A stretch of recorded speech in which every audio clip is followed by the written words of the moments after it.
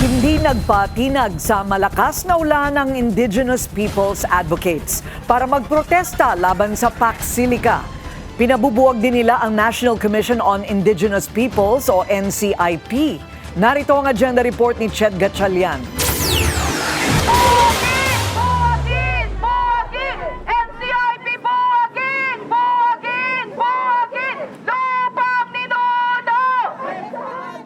Dinurog ng mga relista ang poster na may logo ng National Commission on Indigenous Peoples o NCIP. Habang bumubuhos ang ulan, panawagan nilang i-abolish na ang ahensya dahil sa umunoy katahimikan nito sa ilang isyong kinakaharap ng mga katutubo, lalo na sa usapin ng Pax Silica Hub at pagmimina.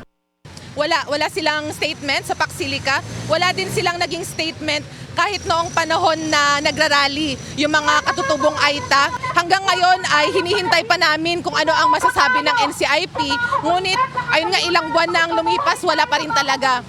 Una nang sinabi ng NCIP na ipaparating daw nito sa kinaukulang mga ahensya ang mga pangambang inilatag sa kanila ng mga katutubo sa Kapas Tarlac tungkol sa Pax Silica. Ito'y matapos tumungo ang NCIP sa pangunguna ng chairperson nitong si Nancy Catamco sa Sitio Binyayan para makipagdialogo sa mga residente roon. Pero ayon sa katribu, iba raw ang naging pakay roon ni Catamco. Yung pinunta niya doon ay hindi dialogue for Pax Silica, ibang proyekto na naman, infrastructure project. Noong pinag-uusapan nila ang Pax Silica ay hindi yun pinapansin ni Catamco. Talagang lantarang wala na talaga siyang pake sa usapin ng Pax Silica.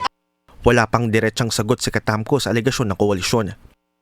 Nananawagan ng grupong Patrino ng mas malawak na suporta para sa kanilang kampanya na nila laban sa mga proyektong maaari magdulot ng pagpapalaya sa mga katutubo mula sa mga ancestral lands.